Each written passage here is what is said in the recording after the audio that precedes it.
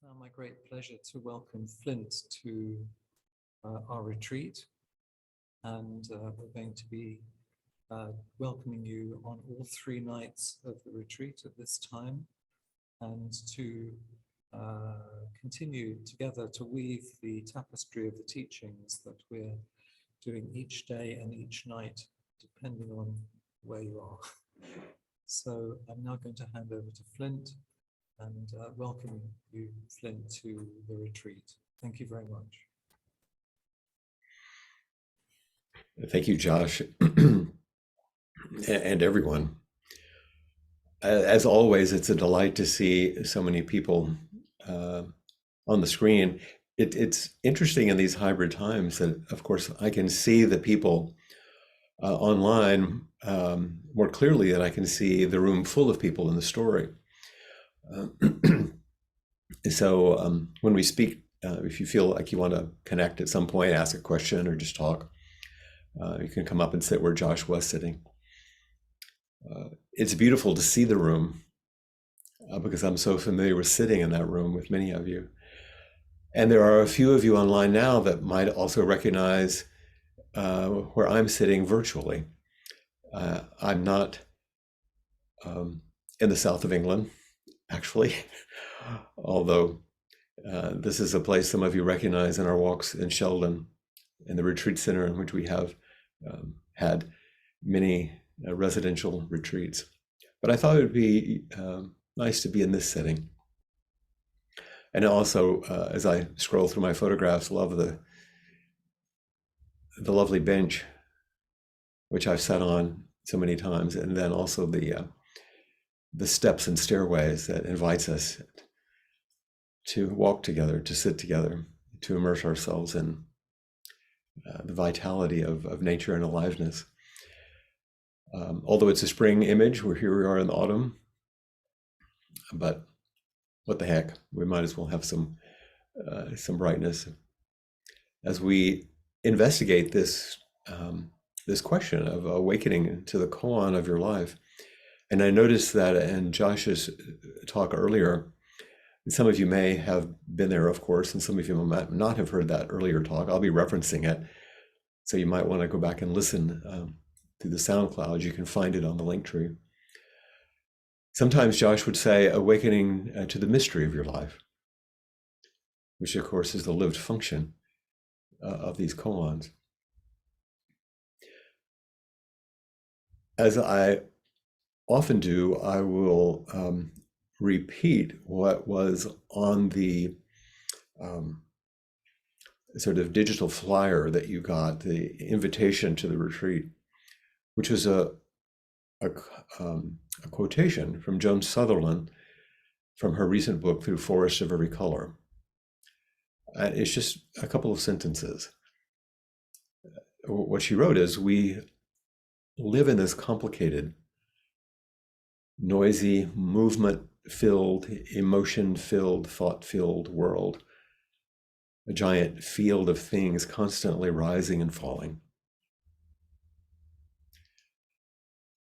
We're hoping to be increasingly at ease with the world as it is, which means looking for the through line underneath sound and silence, movement and stillness. So we live in this world of constant change and interdependence, and mutual causality. And there's this aspiration we come to practice to find some ease, or at least moments of ease, or a little more ease in all of that. Looking for the through line. And this is the mystery. What's the through line underneath sound and silence, through movement and stillness? And this, I think, is Josh's invitation to awakening to the mystery of our lives.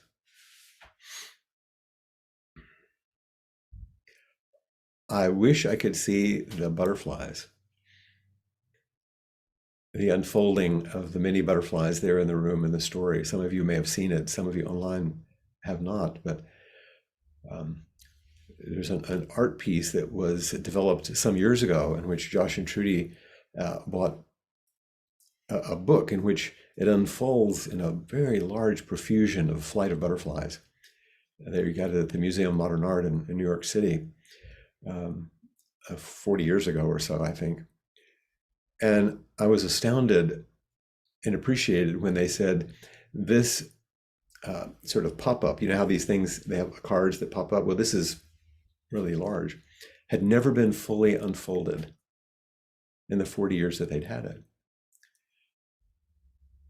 And as we know, butterflies are symbols of transformation, and a kind of a transformation that defies understanding. I have 2 degrees in biology, and the idea that a caterpillar could go into a little case and then become a butterfly is a complete mystery. That it would dissolve into some primordial state and reconstitute itself is this beautiful flying piece of nature. It's completely remarkable and gorgeous and astounding. But it's not that different when we're sitting together and I watch over the years so many of you transforming yourself in that same way. Maybe you find that there are parts of you that haven't fully unfolded or that you've hoped to unfold. And we're doing this across a wide range. Of an Asian artist brought this piece to a modern American museum. And now many of you are meeting in a space in the north of England, and some of us on the mainland of the United States, and a few of us out here in the middle of the Pacific. A spacious unfolding. And it happened, the original unfolding of that piece happened while I slept. And Josh told the story of how this came out of a dream, an artist's dream. So I thought it was just curious that it was unfolded as I was sleeping. You also see that I'm wearing a very, very traditional clothing. I don't have my robes on. It's a more casual form of clothing that a monk would wear in a temple. Some way, they're really work clothes, along with the rakusu, of course. And I'm wearing it because the juxtaposition, for example, of my background in England and these clothes suggests the through line in my life. And I'll unfold that a little more as we go along. When I was in Japan with Blanche in the late 1990s, she had gone there to engage what's called a zuise ceremony. And this is an old tradition that is not done so much anymore because we have so much of Zen practice here in the West outside of Japan. But she wanted to do the traditional, and they were still allowing it, which is we went to her with to Eheji and Sojiji, the 2 main temples of Soto Zen, Dogen's temple and Keizan's temple. And ceremonially for one day in each of those temples, she was the abbot. And it was a very elaborate ceremony, and it's the confirmation of her Dharma transmission. And in each of those ceremonies, when we went for morning service, I noticed she was taken to the side in the grand Buddha halls of both of those temples. And there were what looked like ancient books, rather large format, in these cases. You've seen this, where a lovely book is in a case and you pull it out. But these are books that are done in the traditional Japanese style, which aren't a hardback bound where you open to pages. It's like an accordion, like a giant scroll, each one. And the entire set that's in front of her was quite large. And she was sitting in seiza, meaning the kneeling posture, and she would take one book out and open it like a fan, like an accordion. And it would flutter and open. And that was the ceremonial indication that she had now read that book. And so in the space of about 10 minutes, she read the entire Pali Canon, all of the Buddhist teachings, ceremonially, by going through each one. But it was like this unfolding of the butterflies. like unfolding a fan or opening the akesa and putting it on. We're plunging, Namo Ke Butsu, we're plunging into the life of Buddha. And it reminded me of that day, which you've heard this story so many times, in which I watched her early on in my practice and came to know that she would likely be my teacher as I watched her bow. But it wasn't just the bowing. It was the reaching into her sleeve and retrieving her zagu, the bowing cloth, and opening it. It was folded beautifully and it opens in a gorgeous way. And then it's placed as a protection and as a place to bow, to offer oneself to this practice. It's hidden in the sleeve. You don't notice it's there as a monk stands. And suddenly it's visible. And it's utilized for something important. And then it's refolded and it goes away again. And this is so much like much of our practice. These things that are both hidden and visible, both at rest and then useful. And these are the things that unfold in our lives. And these ancestor stories, as Josh mentioned this morning, as he invited us to reflect on what a koan is, they're just relational records. They're stories. They're stories of how usually two people meet. Sometimes there's only one person or a question, but even those rose out of some interaction. And then they were recorded. They weren't created as teaching devices. They were moments of teaching, moments of intimacy, moments of challenge or support. But because they contained some bit of awakening, they were written down and maintained in these collections. And they're intimate encounters that are usually outside ordinary language, so they seem strange sometimes, impenetrable. And because they use idioms and reflections from ancient China mostly, and then they're translated, it sometimes can seem quite obscure. But they do offer what Josh spoke of when he was talking about John Tarrant's reflections, a profound change of heart. But one thing that we have to remember, that they only provide this kind of transformation if they're engaged, if you meet them, if you take them in. And often they find you, as he mentioned, and the koan of your life finds you, and you can illuminate and discover it and acknowledge it and then deepen your intimacy with it. And this is the way that the intimacy of our whole life unfolds. Like the butterflies, like the reading of the Buddha's words, like the zagu as we bow. This is the way grace unfolds. This is the way mercy for all existence unfolds. This is the unfolding of awakening. And we begin to see a little more clearly who we are, beyond all of our ordinary conventions, our habits, our stories, the narratives that we hold to, that we think is who we are. And Josh briefly noted 3 koans, one from each of the great collections that are typically used in koan study. The Blue Cliff Record, the Book of Serenity, and the Gateless Gate, Mumonkan. And I'm going to say just a tiny bit about each. I'm going to take it a little further. And the first one that Josh mentioned was case 43 in the Book of Serenity. Now, don't worry about understanding these things.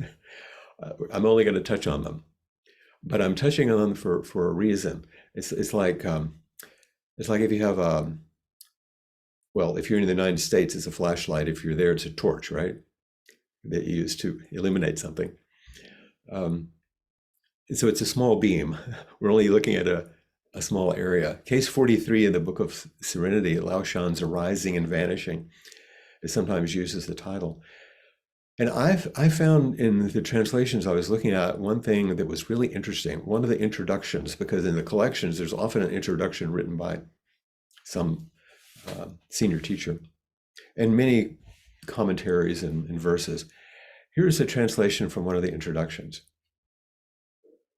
One touch of the philosopher's stone turns iron into gold. So that's an allusion to alchemy, of course, that we know about in many traditions. One touch of the philosopher's stone turns iron into gold. One word of the ultimate principle transforms an ordinary person into a sage. If you know that gold and iron are not two, that ordinary and sage are fundamentally the same, then after all, you'll have no use for it. But tell me, what one touch is it? One touch of the philosopher's stone? What is this touch? What is this ultimate, what is this word? This ultimate principle that takes you beyond when you begin to realize, oh, ordinary and sage are the same. Iron and gold are the same. And in the case, Liaoshan asked Yantu, one of our well-known ancestors, when arising and vanishing go on unceasingly, this unfolding and refolding, this emergence, when arising and vanishing go on unceasingly, interdependence, impermanence, then what? Yantu shouted, it's one of those strange things these guys do, and said, whose arising and vanishing is it? And this is what often happens. You see it in inquiry. A person asks a question and I'm responding to something that didn't look like they asked, actually, but something further. And this is what Yantu says, whose arising and vanishing is it? You didn't get caught in the, what does it mean? Whose is it? Because this is the first major question in the koans. Who are you? Who are you? This thing that arises and passes away, that seems to become something, but then it's complicated and confusing, and we don't really understand who we are.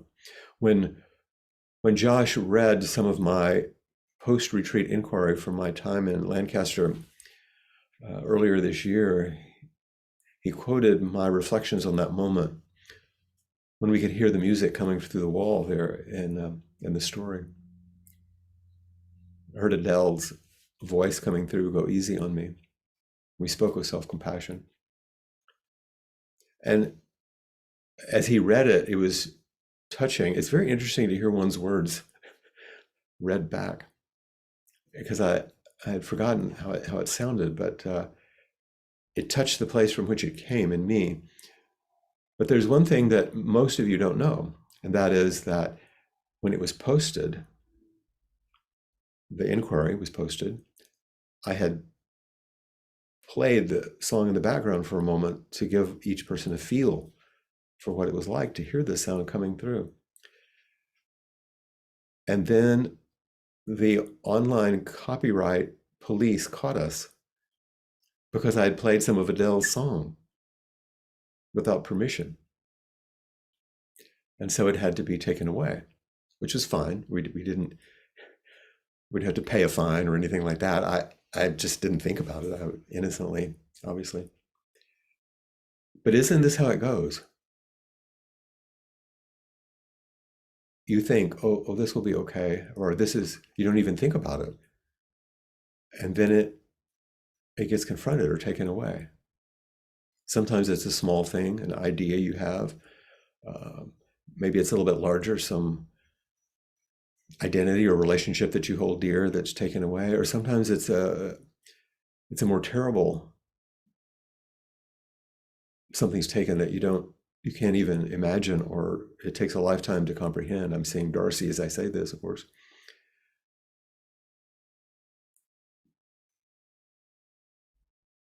One touch of the stone, one word, and things can turn completely. Things change. What is this? Who is it? Not what happens. Who is it that comes and goes? That's a primary mystery. Case 7 and the Gateless Gate, another collection Josh mentioned, was one that we often have used because it seems more straightforward. The Koan on Washer Bowls. A monk asked Joshu in all earnestness, "I've just entered this monastery. I beg you, master, please give me some instructions." Very clear. Joshu said, "Well, have you eaten your rice gruel yet? Have you had breakfast?" And the monk says, "Yes, I have." And he said, "Then wash your bowls." The monk attained some realization. If it were only that easy, all he had to do is washing up, and then you would attain realization. But let me read the commentary, Mumon's commentary. The Gateless Gate, as I said, is often called the Mumonkan, which is Master Mumon's explication to these. And it sounds rather odd, but listen to these few sentences. Joshu opened his mouth. Remember, Joshu is the one that the student is coming to. Joshu, opening his mouth, showed his gallbladder and revealed his heart and liver. If the monk hearing it did not grasp the fact, he would mistake a bell for a pot. And the verse that Mumon wrote is, just because it is so clear, it takes us longer to realize it. If you quickly acknowledge that the candlelight is fire, you find that the rice has long been cooked. So here's some of this language where people are going, what? What is he talking about? Joshu opened his mouth and showed his guts. It looks ordinary. He said, "Did you eat breakfast?" "Yes." "Well, then wash your bowls." How commonplace can it be? And yet he was actually showing his deepest self. And if the monk hearing it did not grasp that fact, he could mistake a bell for a pot. In other words, a bell hangs, a bell or a pot, or the bell is, you get things confused. And in the verse, just because it's so clear, just because it's so common, just because it seems so ordinary, it takes you longer to realize it. And this is true for your life. It's all right in front of you. It's all here. And because it's right in front of us, we miss it.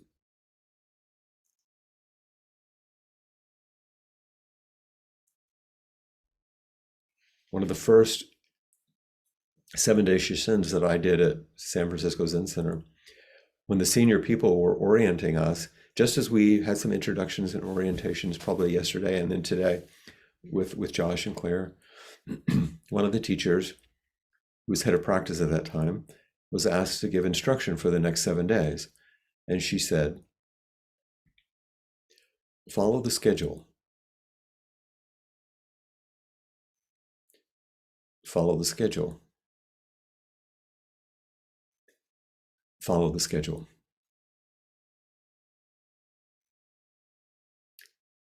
Just because it's so clear, it takes us longer to realize it. A simple thing, but to offer ourselves.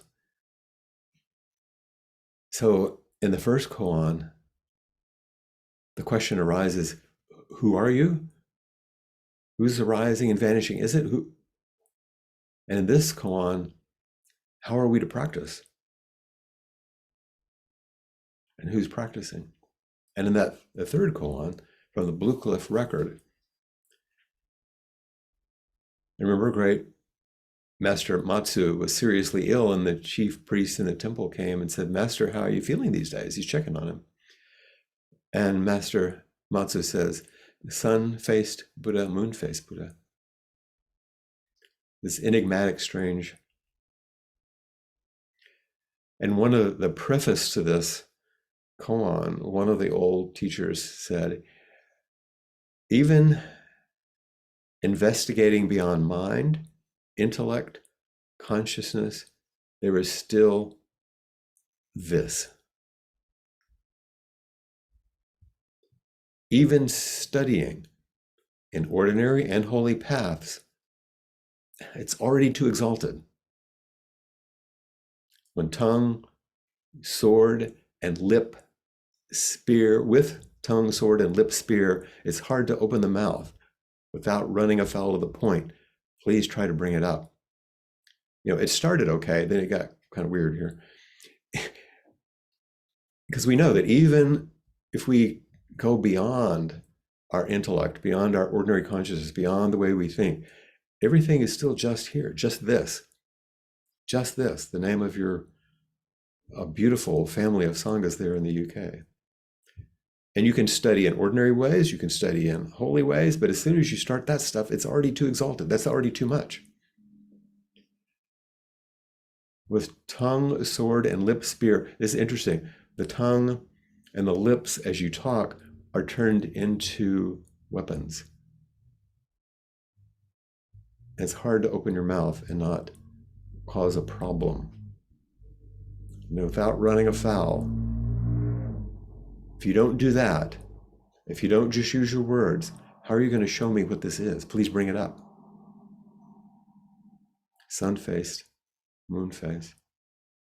What does it mean to shine brightly? What does it mean to be reflected? What does that have to do with being ill? What is this? The third question. Who am I? How are we to practice? What is this? A few of you online right now were in Switzerland at Chemin.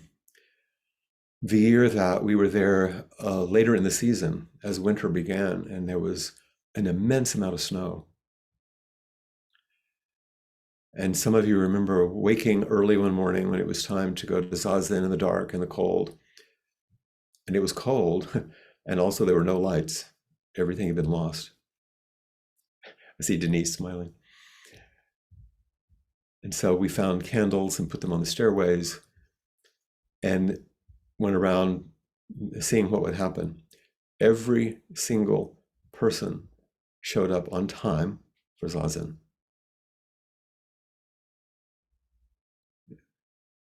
No one let it stop them. And we all helped each other. Sun mountain Buddhas, snowbound Buddhas. Completely committed. So who am I? How am I to practice? What is this? What if we don't really actually understand our lives? What if underneath and behind the life we think we're living is a bigger and wider and deeper life that's already being lived, but that we don't know? It's like that sound coming through the walls. There's a life over there, a beautiful life. And we hear intimations of it, but that's a little bit like for us sometimes. And koans focus our hearts beyond the sort of circumscribed or contained lives that we think we're living. And it turns us toward the lives we can't see or hear, at least from where we're maybe sitting or standing right now. And this life is the life that your teacher or a friend might very well see, but that you can't see. And that's what koan stories illuminate. There are little moments when that happened. And now we review that moment and see if it helps light up our lives a little bit, illuminate our relationships. Josh even referenced Hafiz in the poem Light, about the same day light will split you open even if your life is now a cage. About opening and being one with everything. It's a beautiful poem. And I'll refer to another poem, and we can put these on the link tree so that you can have them. And this is another piece from Hafiz. The title that it was given in English is All the Hemispheres, but listen to Hafiz. Leave the familiar for a while. Leave the familiar for a while. Let your senses and bodies stretch out like a welcome season onto the meadows and shores and hills. Open up to the roof. Make a new watermark on your excitement and love. Like a blooming night flower, bestow your vital fragrance of happiness and giving upon our intimate assembly. Change rooms in your mind for a day. All the hemispheres in existence lie beside an equator in your heart. Greet yourself and your 1,000 other forms. As you mount the hidden tide and travel back home, all the hemispheres in heaven are sitting around a fire chatting while stitching themselves together into the great circle inside of you. And he's capitalized these words, great circle inside of you, while stitching themselves together into the great circle inside of you. I read it one more time. Leave the familiar for a while. The koans allow this. Leave the familiar for a while. Let our senses and bodies stretch out like a welcome season onto the meadows and shores and hills. Open up to the roof. Make a new watermark on your excitement and love. Like a blooming night flower, bestow your vital fragrance of happiness and giving upon our intimate assembly. Change rooms in your mind for a day. All the hemispheres in existence lie beside an equator in your heart. Greet yourself in your 1,000 other forms as you mount the hidden tide and travel back home. All the hemispheres in heaven are sitting around a fire, chatting while stitching themselves together into the great circle inside of you.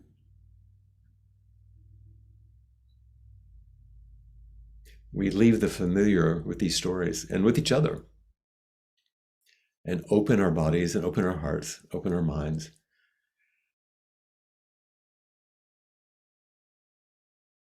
Like a welcome season. I thought of that as I chose the background here on the meadows and shores and hills, and open up to the roof. Those of you in the story, there's that great roof and that huge skylight. Make a new watermark, oh, it's risen here on your love. Like a blooming night flower,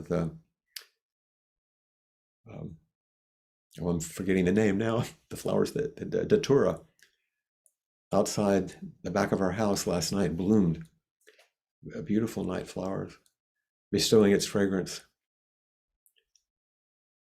And the fragrance of your practice and your care and all those things that were in those koans I just read about our intimate assembly, both in Lancaster and online. Change rooms in your mind for a day. Go dance with the little girls. Go walk in the garden. All the hemispheres in existence, everything is actually inside of you. So greet yourself, take refuge.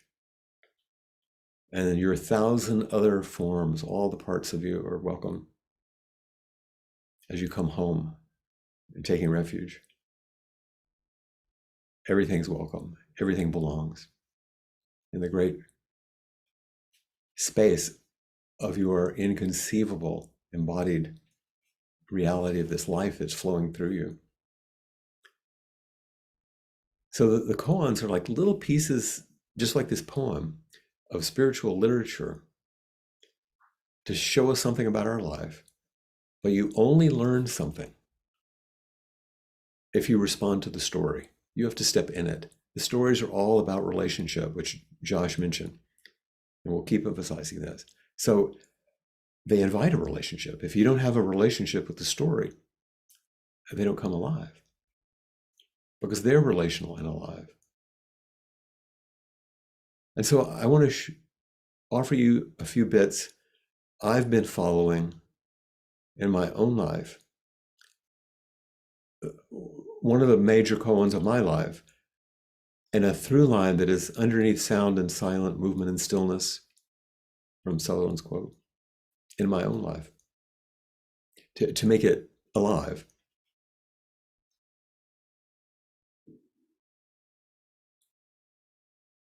In in 1995,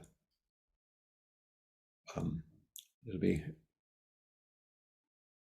coming up on however many years that is now, 27 years, I received a koan in a dream that some of you may have heard me tell. The brief, because the butterflies came in the dream. In my dream, they were whales. And I live in a place in which the whales are now arriving, and this is winter. It's beautiful to see them. In this dream, I was bereft because I was in a small boat on a tumultuous open ocean at night. I knew I couldn't survive the situation. It was too much. And I was lying down in the boat trying to keep it as stable as possible, in vain. And at one point in the dream, I reached up to the side of the little skiff and sort of looked over the side.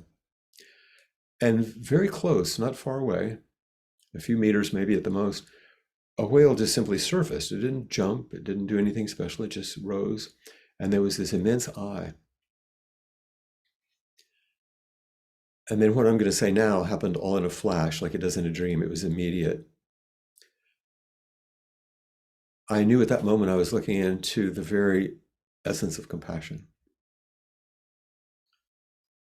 And as I knew that, suddenly there were whales body to body that included the whole sea around me. And they were moving my boat towards the shore. I knew I would be saved by this compassion, by this innumerable bodies of compassion through these whales. And I woke weeping from this deep place. It was deeper than emotion.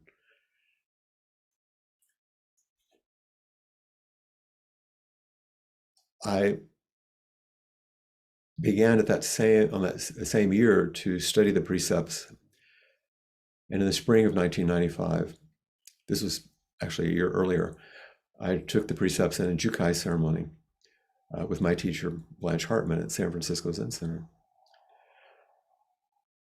And in the ceremony, you're given a name, a new Buddhist name, which the teacher suggests reflects something about you. And when you sew your rakusu, then on the back of it, often your name is put and her name and a symbol, but also something is often written, a word, a phrase, maybe a quote. I had never told Blanche of this dream. I had never mentioned it. And so after the ceremony, I looked at the back of my rakusu, and there was a quote from the Lotus Sutra that she had chosen. She, and actually Victoria Austin, the priest who helped Peg and I in my Dharma transmission, she also assisted at this time. And the quote said from the Lotus Sutra, "The eye of compassion watches over sentient beings. The sea of blessings is beyond measure."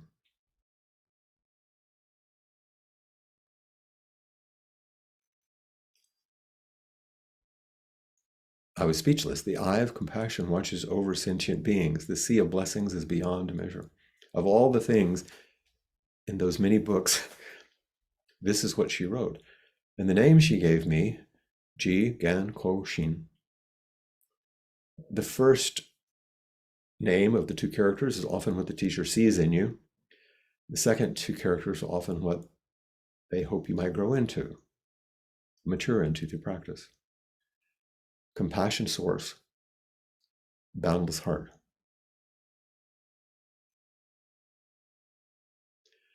So something is working below sound and silence, movement and stillness.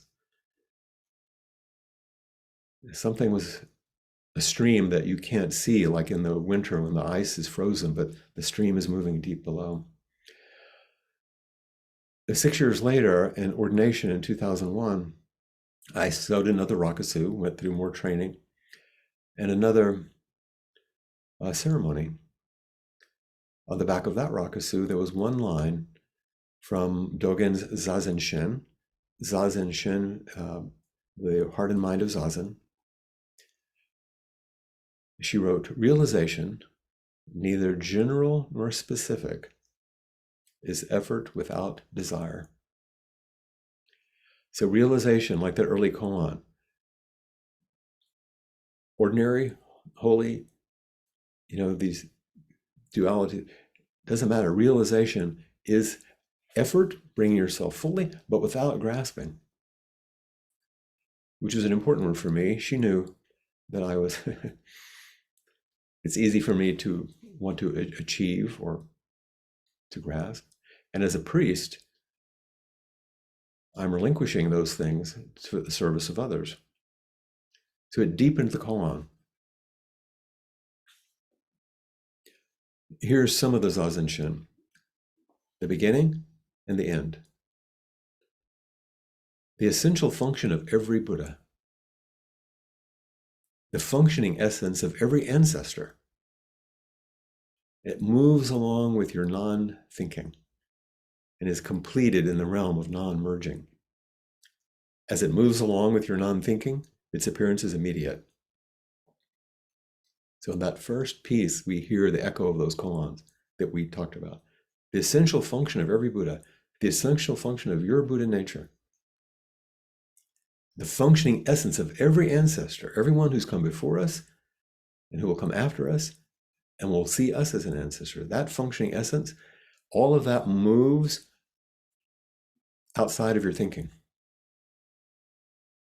below thinking, and is completed in the realm of non-merging. In other words, you don't become something new. It's already complete. And as it moves with this completeness, which you are, its appearance is immediate. And then later, at the end of the poem, he wrote, immediacy is dropping away. Immediacy is dropping away with no obstacles. Realization, neither general nor particular, is effort without desire. Clear water, all the way to the bottom. A fish swims like a fish. Vast sky, transparent throughout, a bird flies like a bird. We're just ourselves. We function as ourselves. We don't become something different. Even with a great ceremony like priest ordination. And then there was the next ceremony and the next rakusu, which was lay teacher acknowledgement in 2007. And this time, the Sangha sewed the rakusu for me, made of pieces of cloth from their sitting cushions, their robes. It was a patchwork of the whole Sangha. And what she wrote, Blanche wrote on the back of this one, was from an old koan, where there are two Dharma brothers, could have been two Dharma sisters. This happened to be Yantu, the one who screamed in the other koan, and Zui Feng, his buddy. And the part that she wrote, I'll tell you the story, but the part she wrote was, on Turtle Mountain, that's where they were at the time, Yantu said to Zui Feng, what comes in through the gate is not the family treasure. Hereafter, if you want to help people, let it flow forth from your heart to cover heaven and earth. At this, Zui Feng danced around the hut and exclaimed to Yantu, today, Turtle Mountain woke up. So she selected this because I was being acknowledged as a teacher. What comes in through the gate is not the family treasure. Hereafter, if you want to help people, let it flow forth from your heart to cover heaven and earth.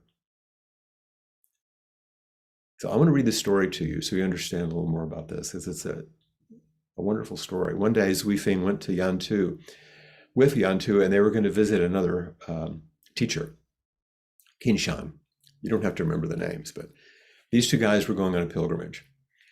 And they got as far as an inn on Turtle Mountain. So they're going on a pass, a high pass in Hunan province. But they got snowed in like we did at Xiamen. They couldn't go any further. They were stuck. And they knew it was going to take a while. They weren't going to just start the next day.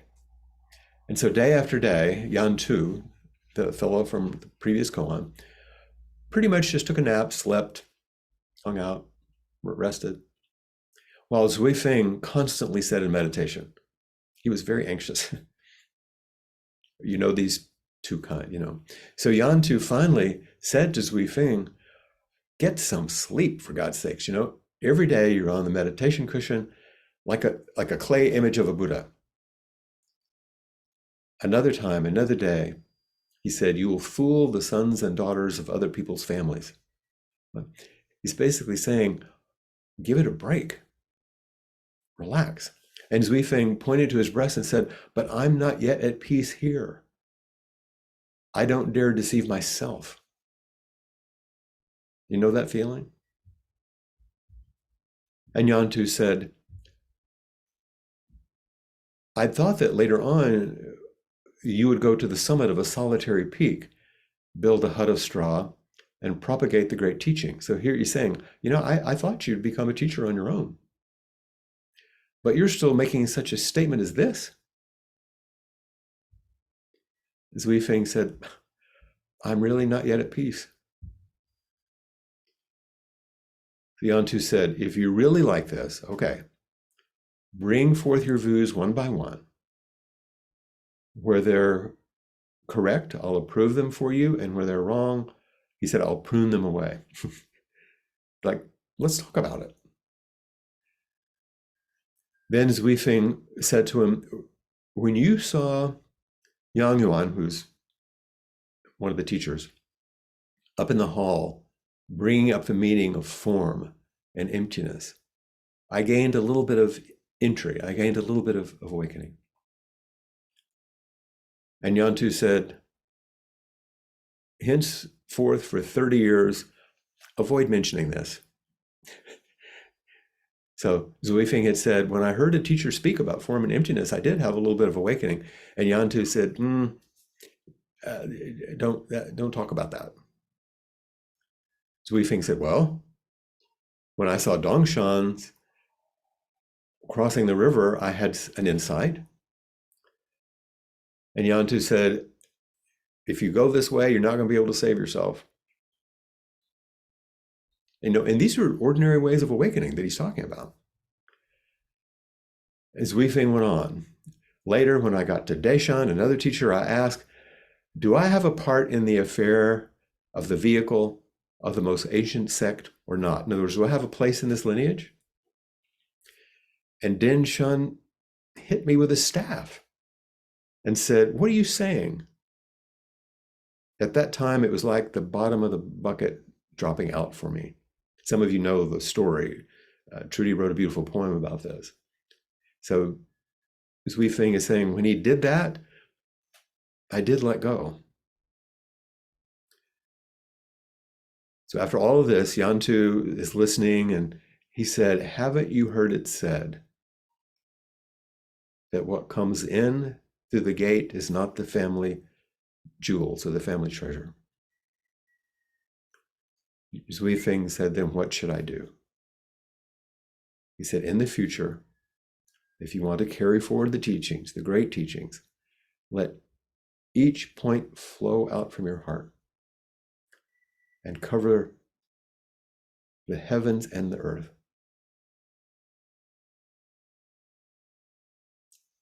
So he heard all these teachings, and Yantu said, don't you understand that the treasure that we're carrying doesn't come in the usual way?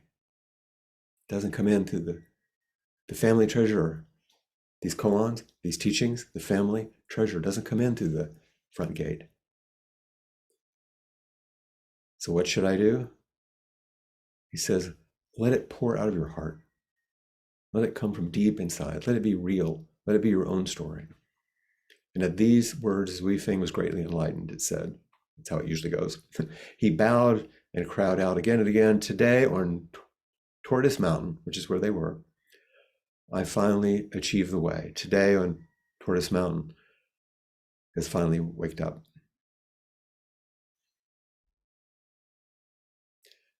So this story was important to me, and it was important to Blanche about,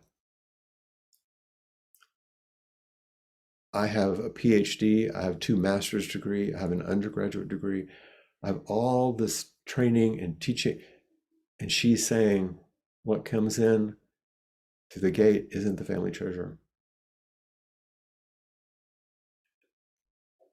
Going forward, if you want to teach, let it pour out from your heart. And that's what I've attempted to do. One final Rakusu, 2022. There isn't some grand thing on the back of it in terms of a quote.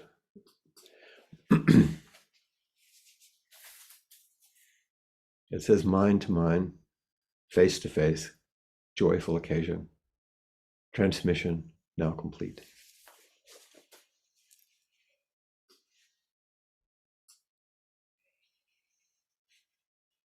Teacher and student, changing places in the dance of the Dharma. Who's the student? Who's the teacher? Remember the first koan? Who are you? How am I to practice? What is this? It's a joyful occasion. Transmission complete, the ceremony is complete, but what's been completed? Completeness. Not some, I'm not completed personally. I'm not changed personally. The middle part of the Zazen Shin that I didn't read says, as it moves along with your non-thinking, its appearance is immediate. As it is completed in the realm of non-merging. Completeness itself is realization. Completeness, transmission complete. Completeness is realization. If its appearance is immediate, you have no defilement. When completeness is realization, you stay in neither the general nor the particular. It's effort without desire.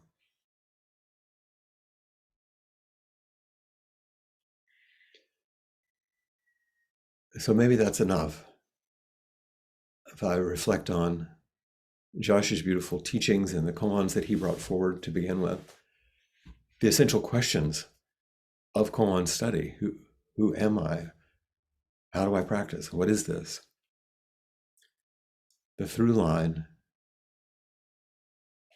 of taking refuge, meeting everything, realizing we're complete from the beginning, and yet not knowing that, we practice so that we can express and receive the world for the benefit of others. And valuing and treasuring your own stories. I was just telling you part of mine.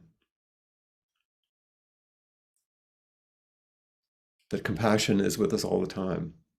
That's what we're immersed in. And the sea of blessings is beyond measure, even when it seems like a horror show around us.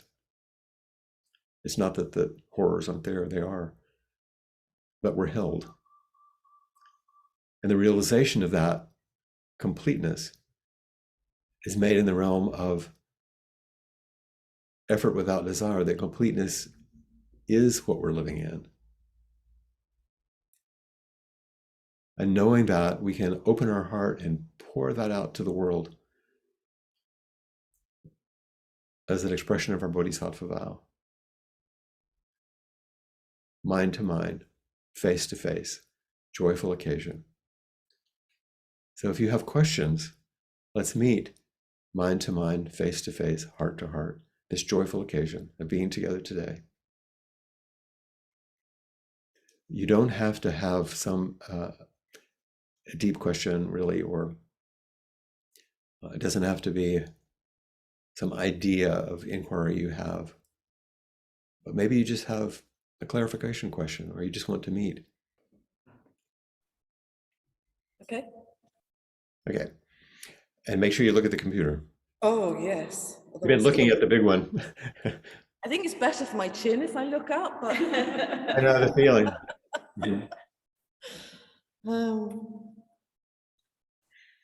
I had a dream. I don't know if it was a dream. I was doing a really long retreat in America, and so it was my kind of thing. There was lots of drumming and chanting, and it was kind of pretty hot. And I had this experience. And I was very connected with the Nataraj, the Buddha, the Shiva dancing Nataraj.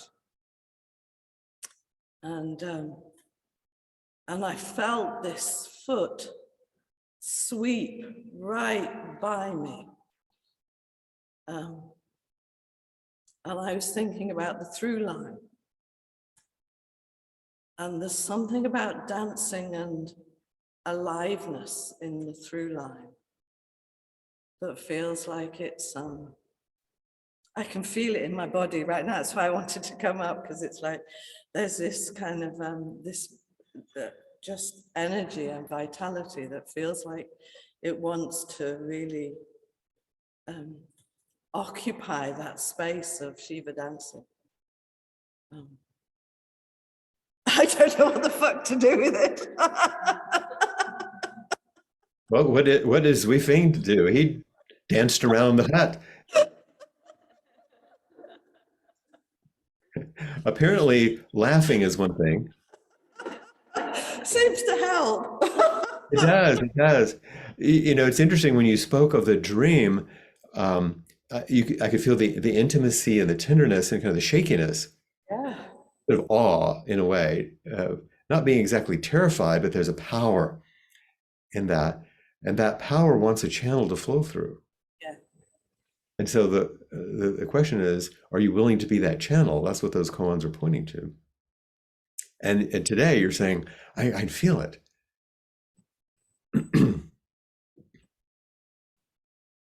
And so it sits so closely to my core belief about being too much. So the police are here now. They're going to come get you, the too much police. So that, you know, I can feel that The containment. a containment of too muchness, which was what I grew up, you know, with I was too much. And then this kind of, it's like I'm kind of going, oh, this is a bit too much for me, but it isn't as well. So there's, yeah. And psychologically, you have a lot of insight about that. You understand all that. That's really not an issue. And in koan, in formal koan practice, you know the invitation isn't explain the meaning of the koan. The invitation is show me. So okay, I've been dancing with the stone woman, Koan, as you know, and what I would show you is a Shilana gig, is that one of life pouring out. Right. And without the immodest revelation in the middle of this, how would you still, you've said what it is, how would you embody it right now though?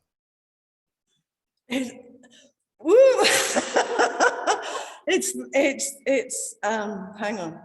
Oh, how quickly the containment comes. Yeah, no, that isn't the containment. That's like, how can I really be right next to it? Oh, okay. That foot so close. Take your time.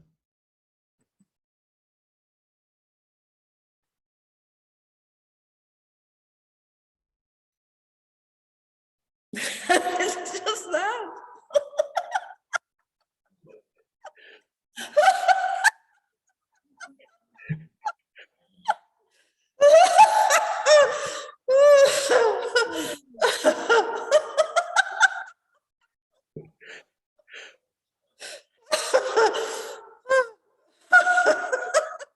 You're doing a great job. You're doing a great job. Oh, it's all absolutely crazy. It is. Yeah, that. But what's pouring through you is not through your mind, and it's not through your intellect. It's not a story. You're just letting it pour forward as aliveness. And it looks like this right now through this one. Yeah. Ah, And you're in a big hall with a lot of people, you got a lot of space.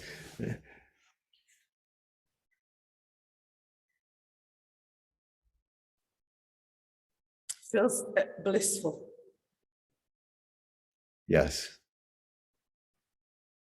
And tender and tearful and everything. Yeah.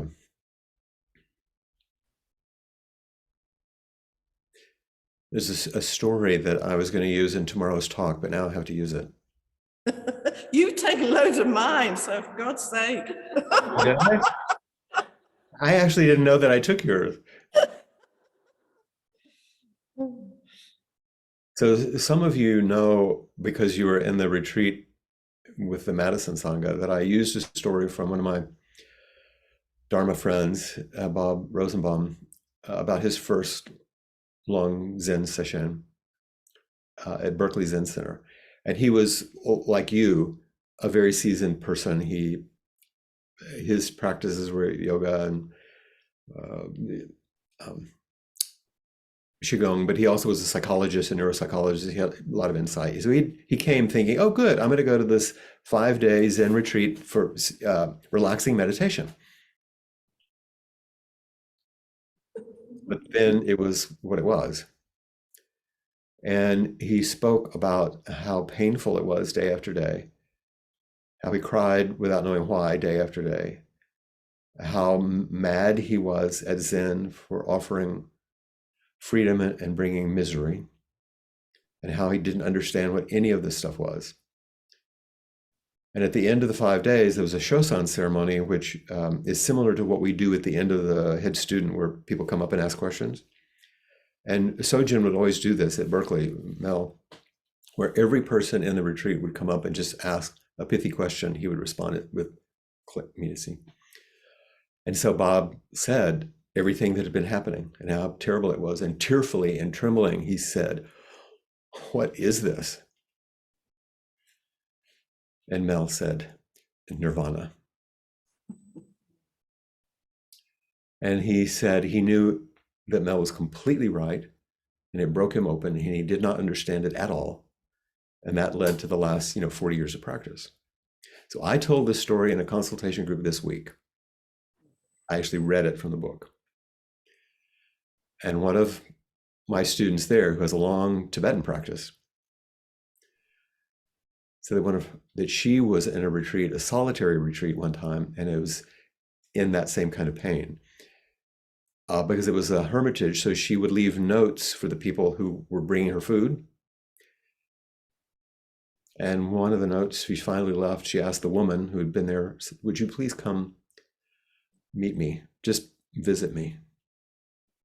So the woman came. She talked about how difficult it had been. And the woman said, "Yeah, I felt that once too. And I went to my teacher, who was Trungpa Rinpoche. And I said to him, 'What is bliss?' And he said, 'For you, you would probably experience it as pain.'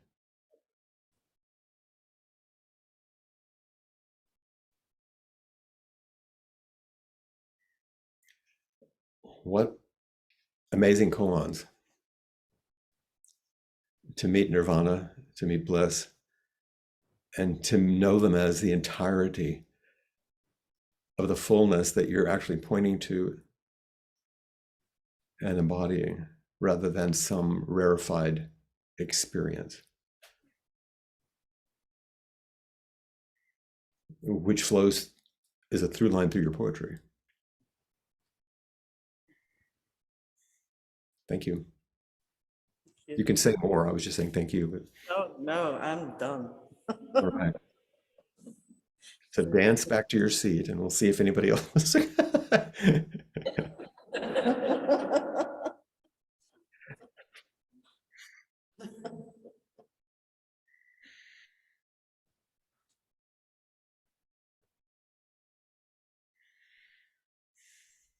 all the time you need. When I was leading that retreat in Madison last month, I spoke about you, us. because I spoke about, as I've said to you before, that koan of translation of what it's like to dance that way, that you can't really think about it, but something happened. And as I talk about the impact on me, I wept.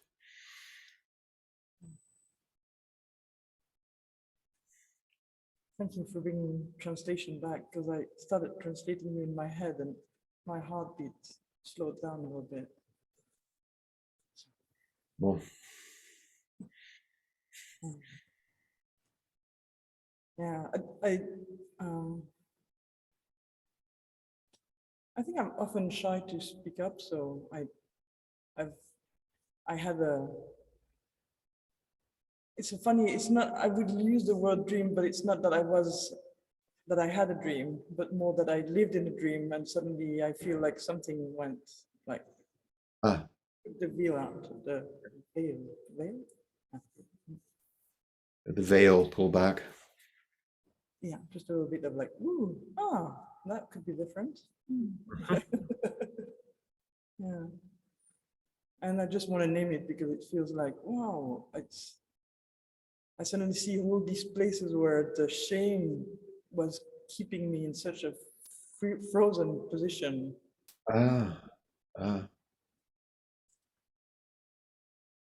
So it feels like it's nice to have that insight. It's really helpful, actually. Yeah. And that intimacy, at least for me, with moments of meeting shame so fully and meeting the freedom, that's that sort of pain that Trungpa was talking about. It's not that it doesn't feel great, it feels right. And yes, there's an opening.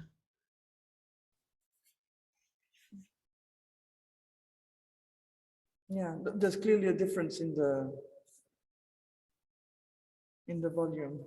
I don't know how to say. Yeah, it's a huge space in which it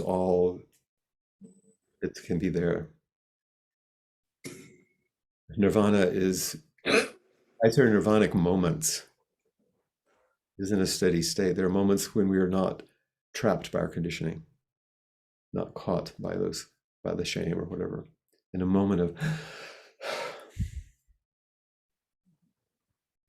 a nirvanic moment. But the fullness that moves through us is so powerful.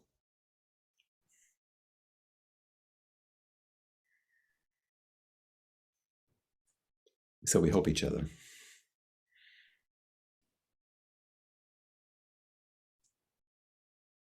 Thanks everyone for your help. Say again? Thanks everyone for your help. Yes. It's a big holding, isn't it? Yeah.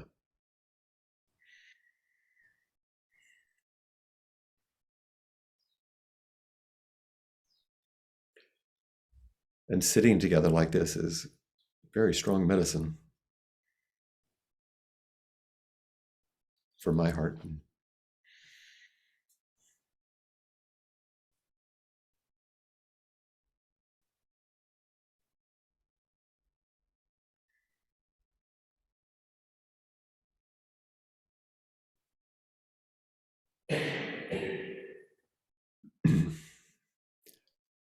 I want to say the 3 practice questions again.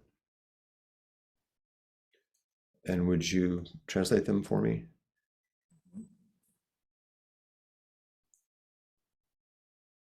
Who am I?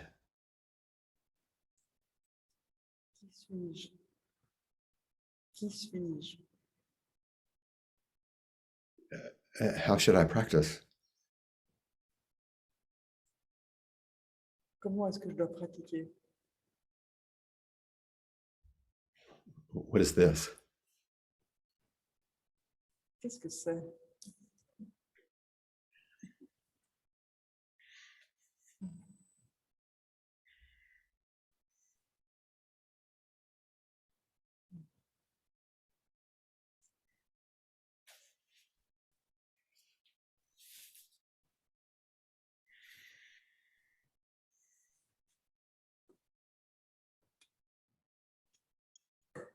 We have Karen.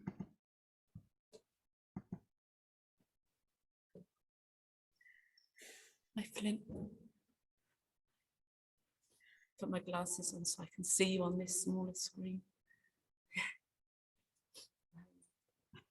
The question, who am I? My heart's really beating fast.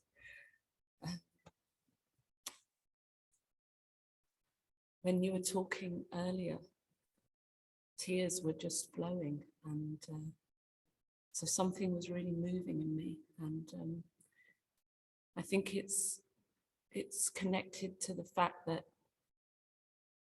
there's a huge transition happening for me.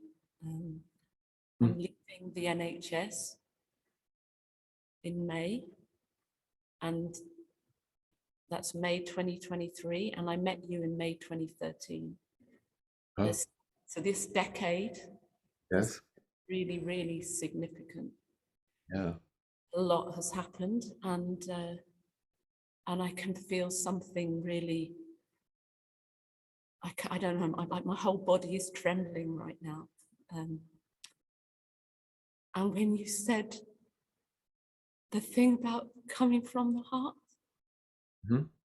it's. I think I'm finally kind of getting that. There's something about trusting myself. Yes. Yeah. That's all really. I just. Yeah.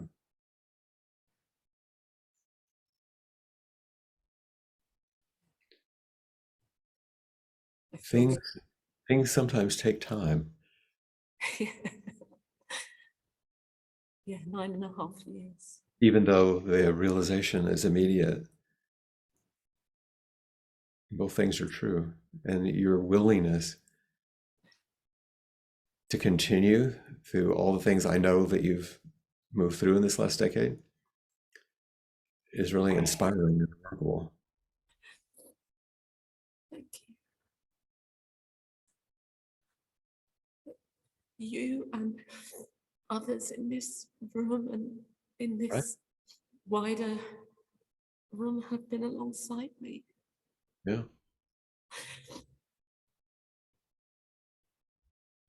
I know I say it again and again. I'm just so deeply grateful.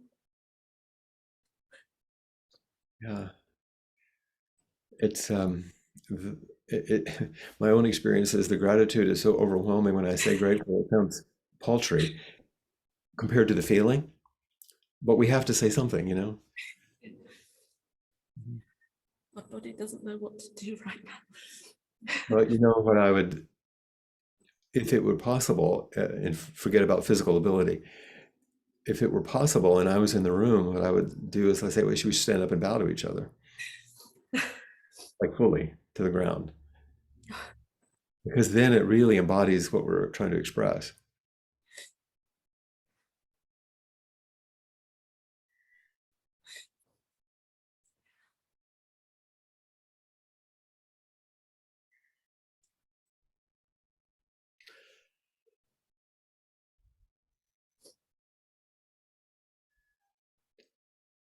And each of you are offering us this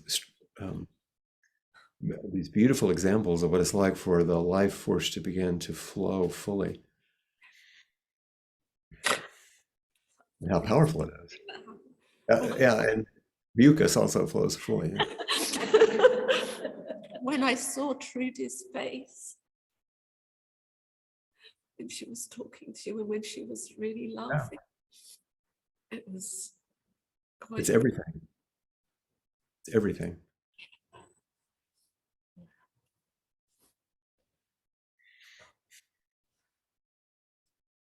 Yeah. Thank you for weeping the tears so I can stay a little bit contained here. Thank you. On the edge. With each of you, you know. And I look, I see other faces behind me. I see Catherine over your shoulder, you know, and everything. It's like, oh boy. It seems like it's been rather rich this evening and full. You don't have to do something just according to the expectation of a calendar, even as we follow the schedule.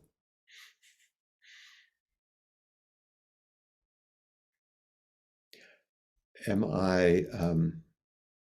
I remember correctly that we will end the day with the recitation of the 4 practice principles? Is there anything else that wants to be said or any announcements from the room? Before we say the 4 practice principles, Flint, I'd like to thank you for a very deep and rich evening, which has come at the end of a very deep and rich day for all of us here.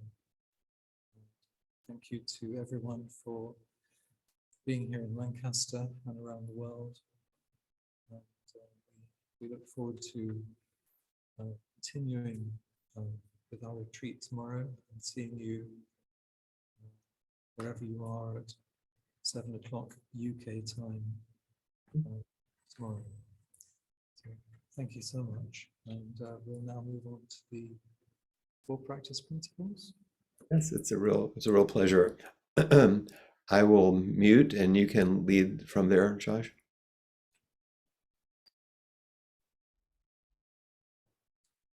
Caught in the self-centered dream, only suffering. Holding to self-centered thoughts, exactly the dream. Each moment, life as it is, the only teacher. Being just this moment, compassion's way. Caught in the self-centered dream, only suffering. Holding to self-centered thoughts, exactly the dream. Each moment, life as it is, the only teacher. Being just this moment, compassion's way. Caught in the self-centered dream, only suffering. Holding to self-centered thoughts, exactly the dream. Each moment, life as it is, the only teacher. Being just this moment, compassion's way.